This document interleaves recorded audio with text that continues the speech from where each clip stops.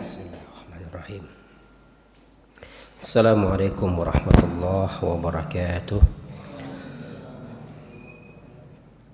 Alhamdulillahi rabbil alamin. Hamdan katsiran tayyiban mubarakan fih. Asyhadu an la ilaha illallah wahdahu la syarika lah wa asyhadu anna Muhammadan 'abduhu wa rasuluhu la nabiyya wa la rasula ba'dah. قال الله تعالى في كتابه العزيز بعد أعوذ بالله من الشيطان الرجيم بسم الله الرحمن الرحيم يا أيها الذين آمنوا اتقوا الله حق تقاته ولا تموتن إلا وأنتم مسلمون. وقال أيضا يا أيها الذين آمنوا اتقوا الله وقولوا قولا سديدا يصلح لكم أعمالكم ويغفر لكم ذنوبكم ومن يطع الله ورسوله فقد فاز فوزا عظيما. وقال النبي صلى الله عليه وسلم في حديثه اتق الله حيثما كنت وأتبع سيئة الحسنة تمحوها وخالق الناس بخلق حسن أو كما قال النبي صلى الله عليه وسلم.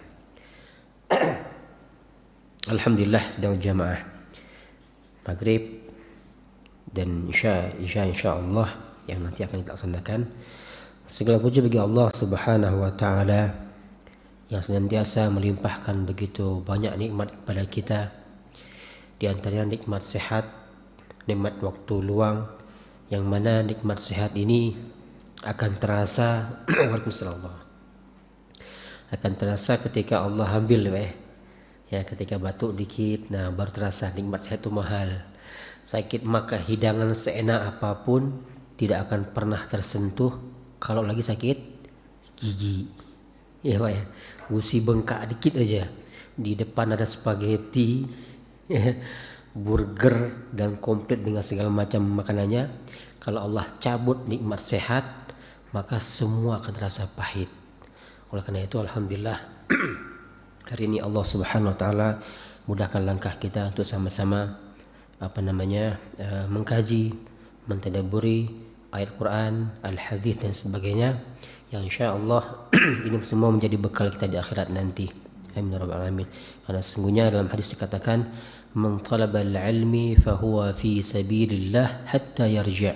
Barang siapa yang dia senantiasa menuntut ilmu, baik itu ilmu dunia, ilmu akhirat yang tujuannya semua mengharapkan ridha Allah Subhanahu wa taala, hatta yarji', kan sampai dengan dia pulang. Kalaupun di tengah perjalanan dia lagi belajar, dia ta'lim wa ta'lum, kemudian Allah cabut nyawanya, fahuwa fi sabilillah, insyaallah dia mendapatkan pahala syahid. Oleh karena itu insyaallah hari ini sama-sama Allah mudahkan langkah kita untuk sama-sama mengkaji Al-Quran dan hadis. Alhamdulillah, semoga Allah SWT pilih kita menjadi orang-orang yang senantiasa bersyukur, karena sesungguhnya sifat syukur ini adalah sifat yang membuat seorang mukmin itu bahagia. Sebanyak apapun harta kita, setinggi apapun kedudukan kita, sebanyak apapun ilmu kita, kalau kita tidak barengi dengan rasa syukur kepada Allah Subhanahu wa taala, kita akan menjadi orang-orang yang ambisi terhadap perkara dunia, sehingga menghalalkan segala cara, sikut kanan, sikut kiri, tendang kanan, tendang kiri. Itulah watak manusia, tamak dan rakus. Oleh karena itu perlu dibarengi dengan sifat rasa syukur dan qanaah kepada Allah Subhanahu wa taala. Kalau kita lagi susah, enggak apa-apa, sementara. Senang sementara, sakit sementara, susah juga sementara, sehat sementara, semua sementara. Dunia ini kata ulama tempat berkeluh, tempat bersusah payah, tempat kita capek-capek. Enggak apa-apa, capek dunia, nanti senang di akhirat. Karena bagi orang mukmin dunia ini adalah penjara, tapi bagi orang-orang kafir dunia ini adalah surga. Jadi hari ini kalau kita ada masalah keluarga, masalah ekonomi, masalah tetangga, masalah hubungan muamalah dengan orang, sabar. Sabar, insya Allah nanti Allah ganti dengan pahala sabar. Baik, alhamdulillah. Kemudian salawat dan salam tercurah kepada junjungan kita Nabi Agung Muhammad sallallahu alaihi wasallam, kepada keluarga beliau, kepada sahabat-sahabat beliau, kepada tabi'in, tabi'ut tabi'in, dan ulama-ulama mutaqaddimin dan ulama-ulama mutaakhirin yang hingga akhir zaman tetap istiqamah dalam menyampaikan sunnah Nabi sallallahu alaihi wasallam. Karena sesungguhnya di akhir zaman yang fitnah ini orang-orang yang menghidupkan sunnah Nabi itu ibarat kata seperti orang yang disebut orang kolot lah, orang yang ahlul bid'ah dan sebagainya. Ini cobaan untuk kita. Karena sesungguhnya al-Islam itu agama yang dibawa oleh Nabi SAW ini penuh tantangan. Nabi, kita lihat pada saat beliau belum diangkat menjadi seorang Nabi, semua penduduk Mekah mengagung-agungkan beliau, menyebut beliau seorang al-amin. Tapi ketika beliau menyatakan dirinya sebagai Nabi dan Rasul dan mendakwahkan tauhid kepada seluruh umat manusia, apa yang terjadi?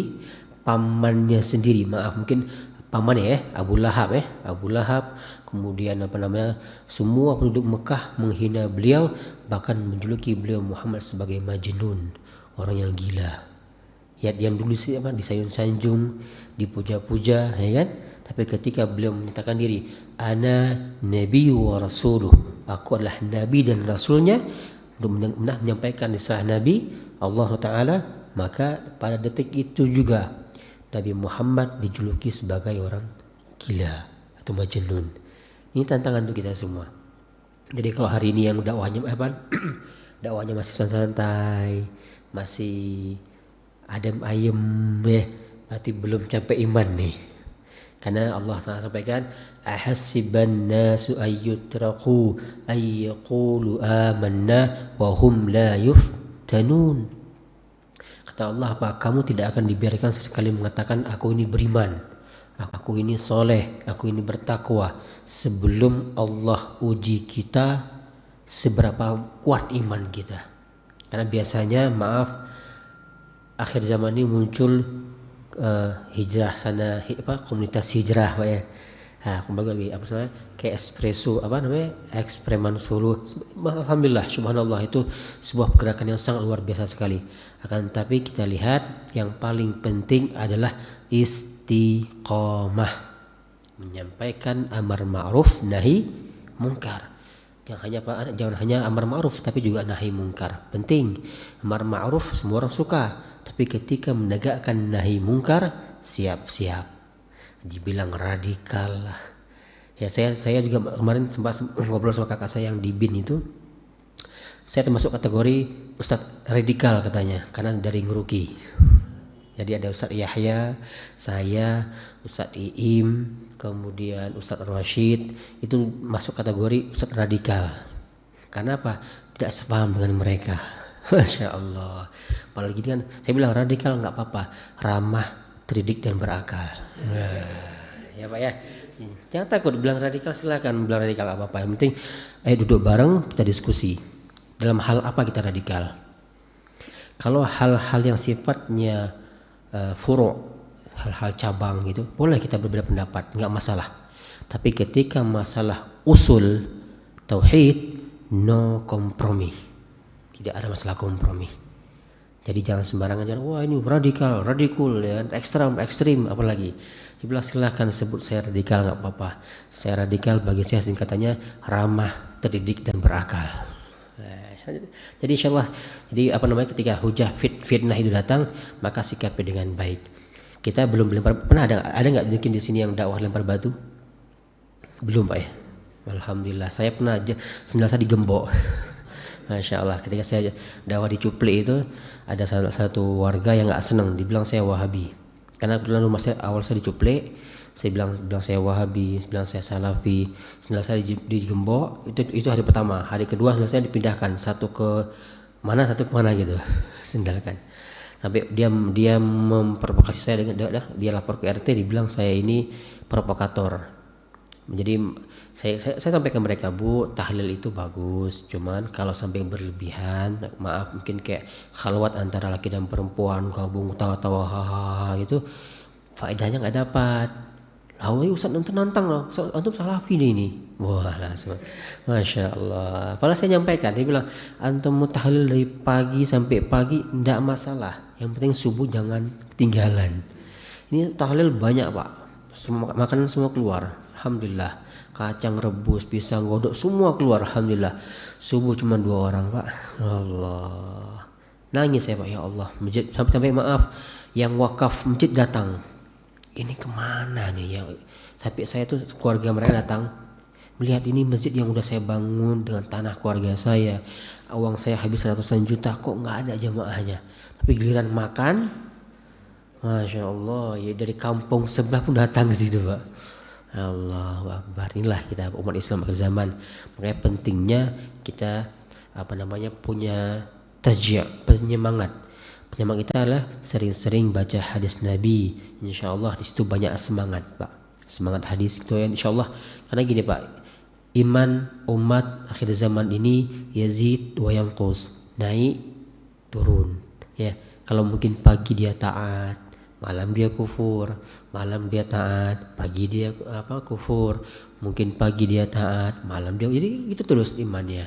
Makanya pentingnya istiqomah dan pentingnya mendatangi majelis-majelis ilmu, duduk bareng-bareng orang soleh, minta doa, ketemu ulama, salim ustaz atau minta doanya, semoga Allah istiqomahkan saya. Itu pesan guru saya. Syarif, kalau kamu ketemu orang soleh yang kamu anggap mungkin kamu ketemu, kamu klik sama dia, pegang tangannya, salim, doakan saya semoga istiqamah, doakan saya semoga Allah ridho sama saya, doakan saya. Jangan pernah minta malu, jangan pernah malu. Siapa tahu maaf Allah Subhanahu wa taala tidak pernah melihat penampilan seorang, baik itu wajahnya, fisiknya, tapi Allah lihat hatinya. Jangan sampai gini, maaf, kita sholat, kita ngaji, kita ibadah, kita zakat, tapi hati kita ke orang lain penuh dengan dengki. Jangan pernah memandang rendah seorang pendosa, ya Pak ya. Tangisan seorang pendosa itu lebih Allah cintai daripada ibadahnya orang soleh tapi dibanding dengan sifat sombong. Hati-hati. Makanya teringat sebuah hadis Nabi SAW, akan datang di satu zaman nanti yang seseorang ini semasa hidupnya tidak pernah buat amal soleh, bahkan jarak antara dia dengan neraka tinggal sejengkal lagi. Itu hadisnya. Satu amalan maksiat lagi langsung kes masuk neraka. Tapi Allah Subhanahu wa taala berkehendak lain. Orang ini sebelum akhir hayatnya bertaubat dan berniat berbuat baik dan melakukan satu amalan baik, maka Allah catat dia sebagai penghuni surga. Sebaliknya, ada orang yang masya Allah semasa hidupnya tidak pernah bermaksiat kepada Allah Ta'ala, selalu soleh, takwa, baik banget, lempeng-lempeng hidupnya ya, gak pernah ada dosa. Bahkan masya Allah jarak antara dia sama surga tinggal sejengkal lagi, satu amalan lagi masuk surganya Allah Ta'ala. Tapi sombong dan di akhir hayatnya melakukan maksiat, ya kan? Kehendak Allah si fulan ini matinya dalam keadaan bermaksiat, akhirnya endingnya masuk neraka. Jadi tidak ada yang tahu ending hidup kita. Jadi setiap salat doa, ya muqallibal qulub tsabbit qulubana ala dinik, ya Allahumma antas salam wa minkas salam wa alaika ya'udu. Terus minta hidayah sama Allah. Moga-moga Allah pilih kita menjadi orang-orang yang senantiasa menegakkan sunnah Nabi sallallahu alaihi wasallam. Baik, alhamdulillah pada hari ini kita coba sedikit mengkaji tentang kita baca hadis arba'in Pak ya. Kemarin ada bukunya, ada tinggal ya? Atau di mana Pak? Ya ada. Tinggal semua. Kemudian tadi saya lupa bilang mau bawa proyektor. Ya apa? Saya baca aja Pak ya. Ini mungkin di pekan lalu saya pernah di bulan Maret atau April, Februari mungkin ya, Februari kita bahas tentang bab pertama daripada hadis Arba'in An-Nawawi ya. Ini tentang bab pertama tentang bab niat ya.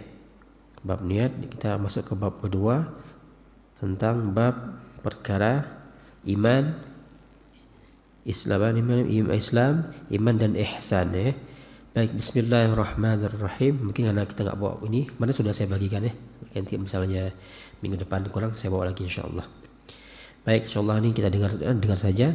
Bismillahirrahmanirrahim. An Umar radhiyallahu anhu aidan qala bainama nahnu julusun 'inda Rasulillah sallallahu alaihi wasallam ذات يوم إذ طلع علينا رجل شديد البياض ثياب شديد السواد للشعر لا يرى عليه أثر السفر ولا يعرفه منا أحد حتى جلس إلى النبي صلى الله عليه وسلم فأسند ركبتيه إلى ركبتيه ووضع كفيه على فخذيه وقال يا محمد أخبرني عن الإسلام فقال رسول الله صلى الله عليه وسلم الإسلام أن تشهد أن لا إله إلا الله وأن محمد رسول الله وتقيم الصلاة وتؤتي الزكاة وتصوم رمضان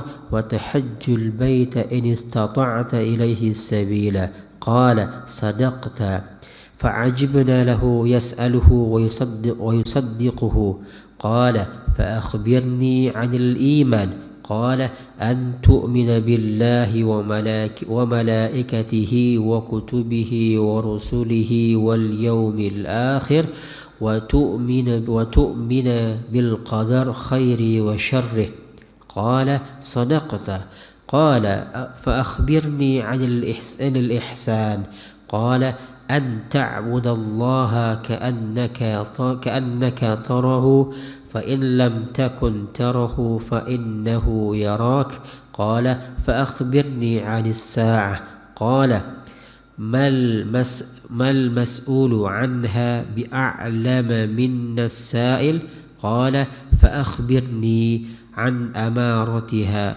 قال أن تلد الأمة ربتها وأن ترى الحفاة العرة العالة رعاء الشيء يطاولون في بنيان ثم انطلق فلبثت مليا ثم قال يا عمار أتدري من السائل قلت الله ورسوله أعلم قال فإنه جبريل أتاكم يعلمكم دينكم رواه مسلم. Baik, insyaallah. Ini artinya bismillahirrahmanirrahim.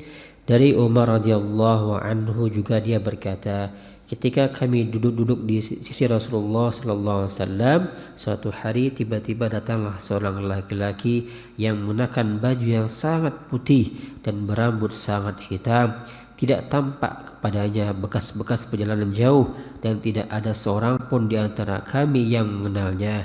Hingga kemudian dia duduk di hadapan Nabi lalu menempelkan kedua lututnya kepada lututnya Nabi seraya berkata, "Ya Muhammad, beritahukan aku tentang Islam." Maka Nabi menjawab, maka Rasulullah SAW bersabda, "Islam adalah engkau bersaksi bahwa tidak ada ilah Tuhan yang disembah selain Allah dan bahwa Nabi Muhammad adalah utusan Allah.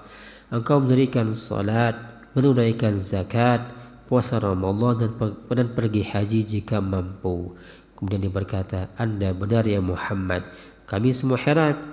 Dia yang bertanya, dia pula yang membenarkan. Kemudian dia bertanya lagi, "Beritahukan aku tentang iman." Lalu beliau bersabda, "Engkau beriman kepada Allah, malaikat-malaikatnya, kitab-kitabnya, rasul-rasulnya dan hari akhir, dan engkau beriman kepada takdir yang baik maupun yang buruk." Kemudian dia berkata, "Anda benar." Kemudian dia berkata lagi, "Beritahukan aku tentang ihsan." Lalu beliau bersabda, Nabi SAW, "Ihsan adalah engkau beribadah kepada Allah seakan-akan engkau melihatnya. Jika engkau tidak melihatnya, maka yakinlah Allah Subhanahu wa taala melihatmu." Kemudian dia berkata, beritahukan aku tentang hari kiamat, kapan kejadiannya. Beliau Nabi SAW bersabda, yang ditanya tidak lebih tahu dari yang bertanya. Dia berkata, beritahukan aku tentang tanda-tandanya. Beliau bersabda, jika seorang hamba melahirkan tuannya, dan jika engkau melihat seorang bertelanjang kaki dan dada, miskin dan penggembala domba, kemudian berlomba-lomba meninggikan bangunannya, kemudian orang itu berlalu dan aku berdiam sebentar. Kemudian beliau Rasulullah SAW bertanya, tahukah engkau siapa yang bertanya tadi? Kemudian Nabi jawab, aku berkata Allah. Ini Umar ya. Umar berkata, Allah dan Rasulnya yang lebih mengetahui. Beliau bersabda, dialah Jibril yang datang kepada kalian bermaksud untuk mengajarkan agama kepada kalian. Hadis riwayat Muslim. Hadis ini hadis sahih karena Masya Allah dua patokan ada yang penting yang penting kita pahami dalam mentakhrij hadis itu. Ada dua ulama yang ijtihad insyaallah selain daripada Imam Muslim dan Imam Bukhari. Yani hadis ini hadis sahih, derajatnya sangat sahih, diriwayatkan oleh Imam Muslim. Baik, dalam catatan ini hadis ini merupakan hadis yang sangat dalam maknanya, karena dalam hadis ini mencakup ada 3 komponen hidup yang penting kita pahami, yakni tentang rukun Islam, rukun iman, dan ihsan. Karena sesungguhnya apabila seorang muslim, seorang yang mengaku dirinya beriman kepada Allah Subhanahu wa taala tapi tidak mengakui rukun Islam, rukun iman ini, maka tidak sahlah keislamannya. Penting. Dan jangan sampai saya umat Islam enggak mengakui malaikat, enggak mengakui kitab-kitab Allah, tidak percaya pada hari akhir, qada dan qadar ya. Penting karena ini masalah tauhid. Tauhid ini perkara yang sangat penting dalam Islam. Bahkan Nabi SAW 13 tahun mendidik sahabat Nabi memperbaiki tauhid mereka. Setelah tauhid mereka baik, maka Nabi memberi izin kepada sahabat untuk mendakwahkan kemana? Ke Madinah, ke Syam, ke Palestina, ke Syria, ke Yaman, ke seluruh permukaan bumi untuk menyampaikan atau mengenalkan Allah Subhanahu wa taala kepada umat. Jadi penting sekali ya. Karena dulu kan zaman Nabi kan langsung ketika ada masalah Jibril turun, kasih tahu. Ada masalah Jibril turun kasih tahu. Sekarang kan enggak Pak. Jibril turun wassalam. Karena apa pernah baca hadis itu, Jibril itu Masya Allah punya sayap mungkin 700, mungkin kepakan sayapnya 700. Tiap perkepakan itu menutupi ufuk barat dan timur. Satu jarakan kepakan sayapnya itu tuh nutupin barat dan timur Pak. Subhanallah ya. Bayangkan 700 sayap nutupin barat dan itu antara satu mungkin kepakan gini tuh ada nutup barat dan timur. Itu gelap banget Pak ya. Subhanallah, satu malaikat Pak. Belum lagi malaikat Munkar Nakir, malaikat Israel, malaikat Ridwan dan sebagainya. Jadi Masya Allah inilah alhamdulillah Allah SWT pilih kita menjadi umat akhir zaman, umat yang bahkan Masya Allah saya baca hadis itu sekarang suka sedih. Allah Subhanahu wa taala mengharamkan umat terdahulu masuk surga sebelum umat Muhammad masuk duluan. Allahu Akbar. Karena tahu Pak, kita ini lemah, kita suka keliru, kita suka salah, tapi Allah Subhanahu wa taala memberikan dispensasi. Pada saat Nabi hendak wafat, terjadilah dialog antara Nabi dengan Jibril. Wahai Jibril, bagaimana umatku nanti Jibril?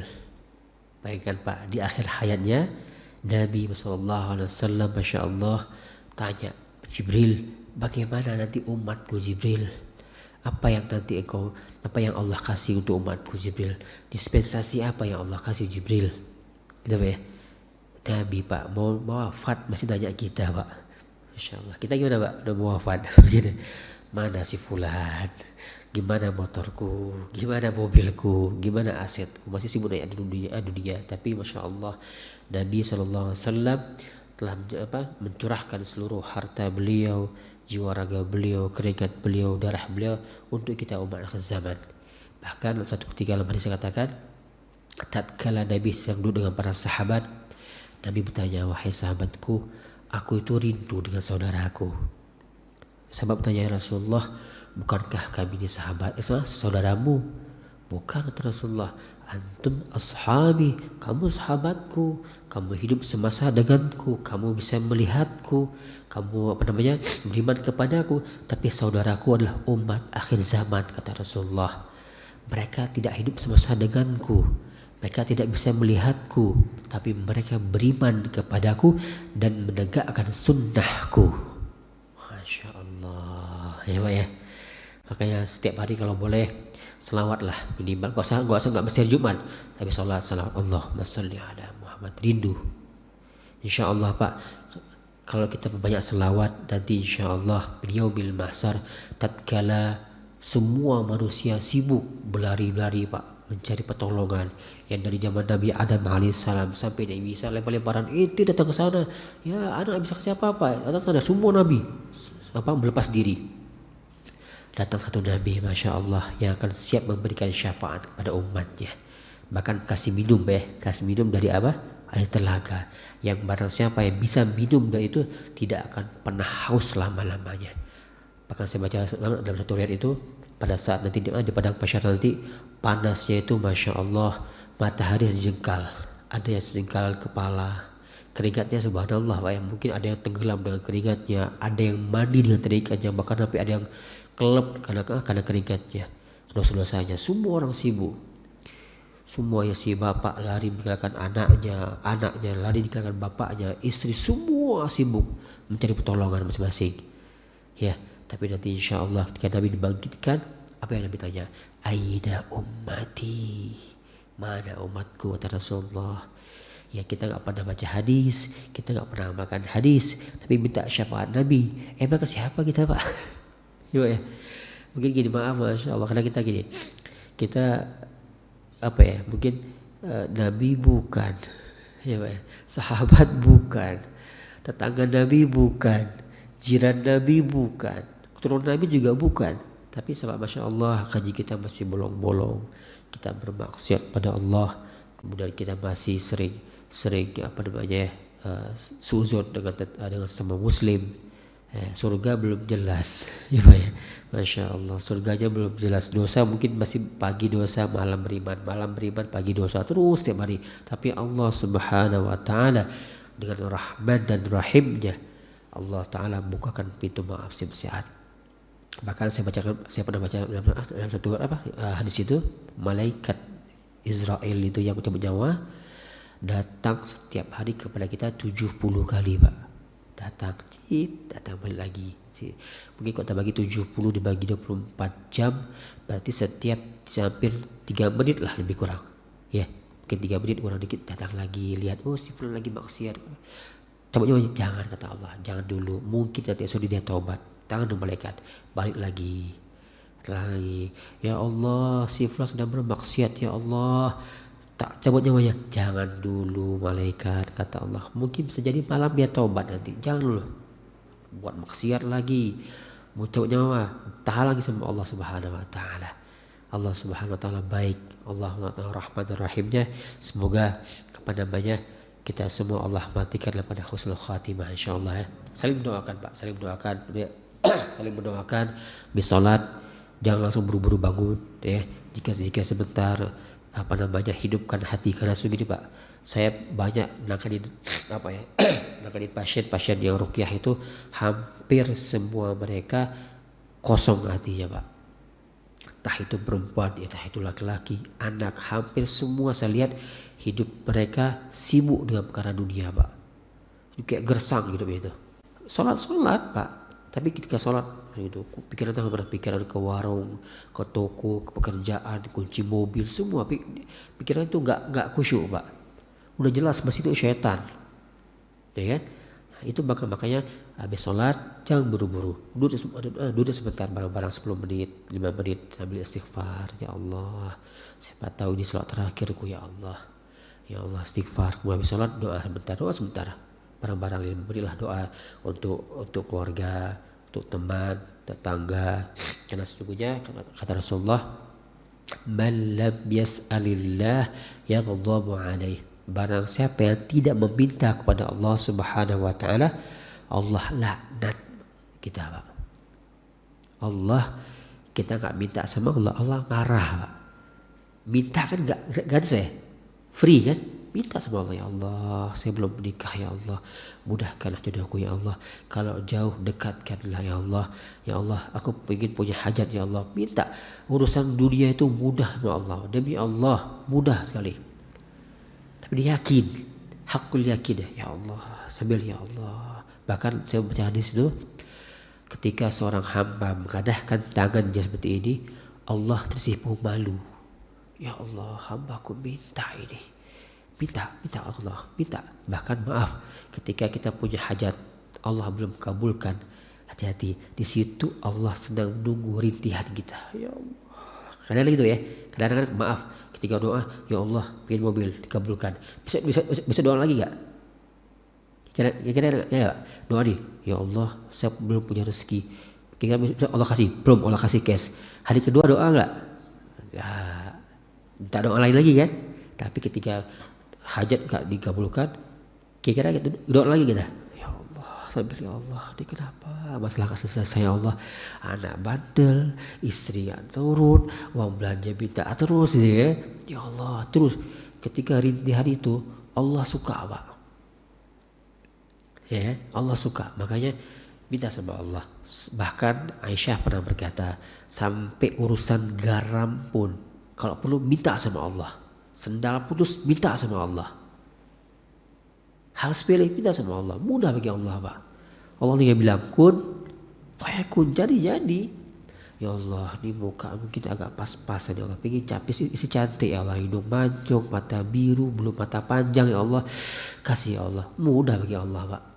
Ya, kita lihat ada sahabat Nabi Julaibib, tahu Pak? Pernah dengar? Sahabat Nabi, Masya Allah, Julaibib ini, ya Allah, saya ini bukan masuk untuk dia, tapi ini pelajaran buat kita, Pak. Julaibib adalah seorang sahabat Nabi yang Masya Allah miskinnya pakai banget. Setiap orang yang mandang dia langsung, mungkin bahasa gampangnya, enek gitu, Pak. Udah hitam, dekil, jelek, pendek lagi.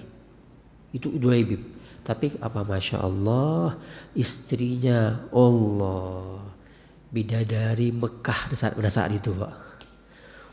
Ratusan orang datang ke lamar, semua ditolak. Tapi ketika bilang, ya Rasulullah, saya pengen nikah, tapi saya gak punya apa-apa. Sini Julaibib, kata Allah. Kata Nabi, kamu datang ke rumah si fulan, bilang, aku suruh kamu ngelamar anaknya. Datang dia, tuk, assalamualaikum, salam. Julaibib, ada apa Julaibib? Begini Pak, saya ini disuruh oleh Nabi datang ke sini untuk melamar anak bapak. Wah, langsung bapak ini siapa nih, orang udah kecil, pendek, hitam, kok mukanya dekil lagi tuh, miskin, kok bari-bari datang melamar anak saya yang paling cantik gitu ya. Tapi akhirnya oke, baik sebentar. Akhirnya si bapak sama si ibu berantem nih, ribut. Akhirnya si anak keluar, ya abati, ya ummi, kalau ini perintahnya Allah dan Rasulnya, maka nikahkan aku dengan Julaibib.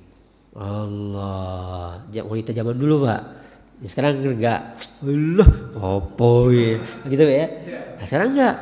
Wahai ummi, wahai abi, kalau itu perintah Allah dan Rasulnya, maka nikahkan aku dengan Julaibib.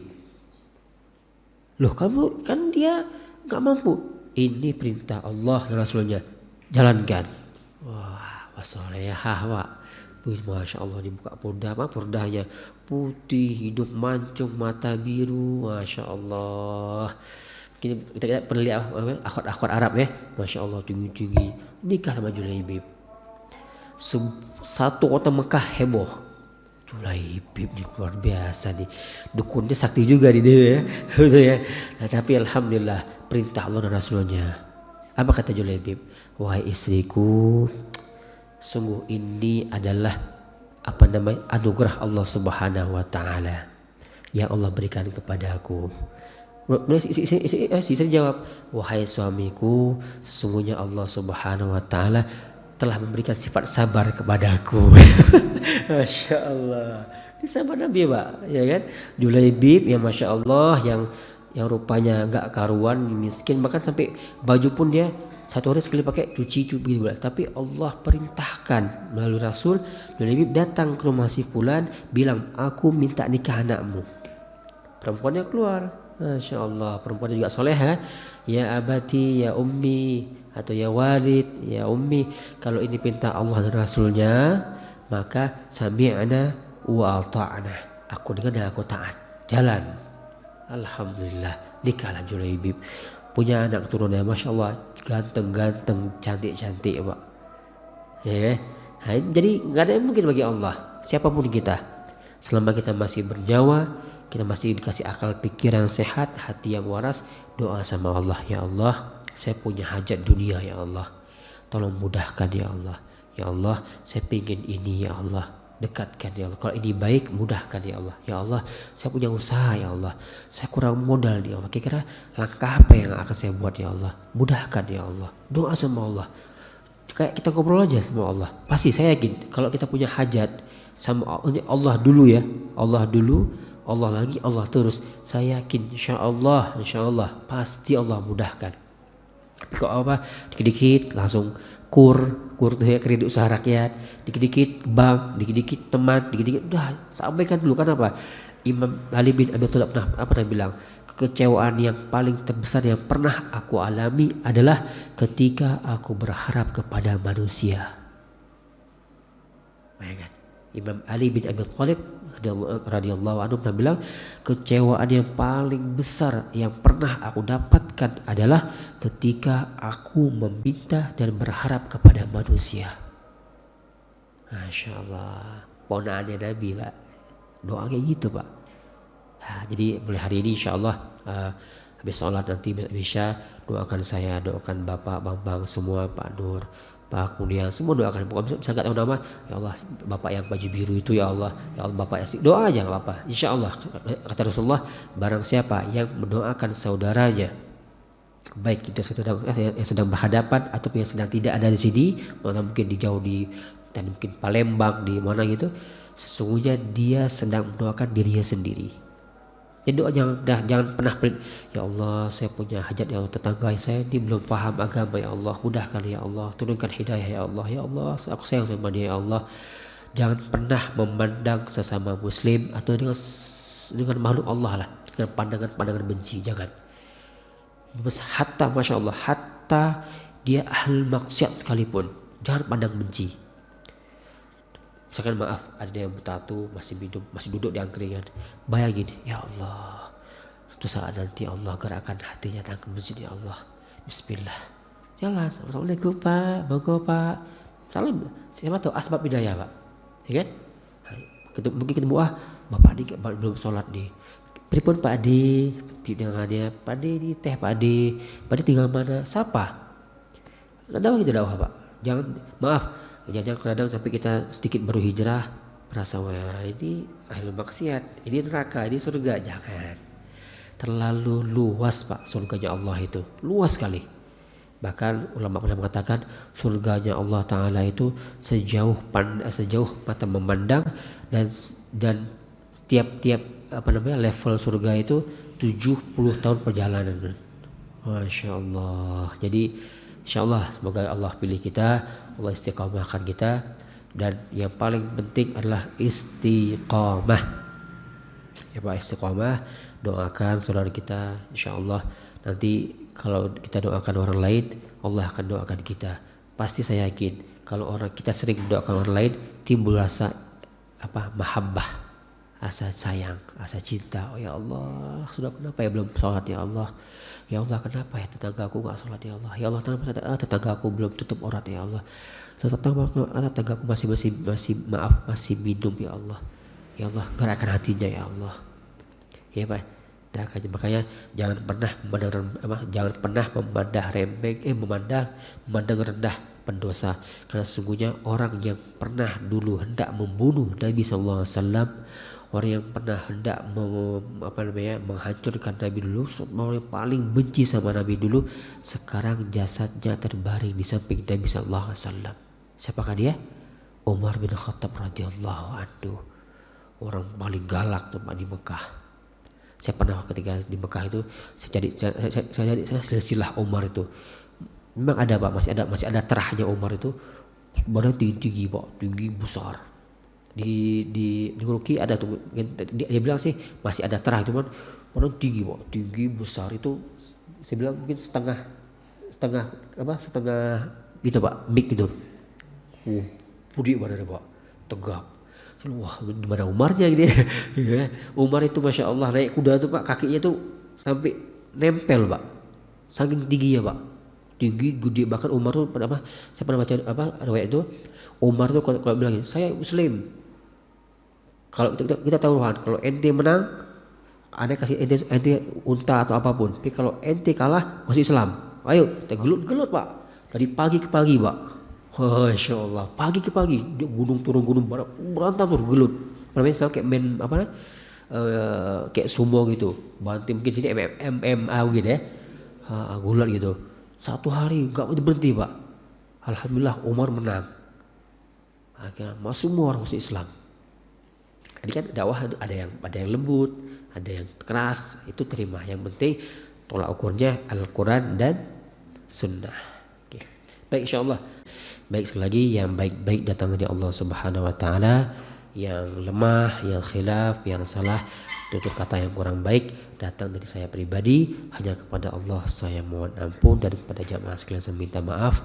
Aqulu qawli hadza, astaghfirullah li wa lakum, subhanakallahumma wa bihamdika, asyhadu an la ilaha illa anta, astaghfiruka wa atubu ilaik. Thumma assalamu alaikum warahmatullahi wabarakatuh.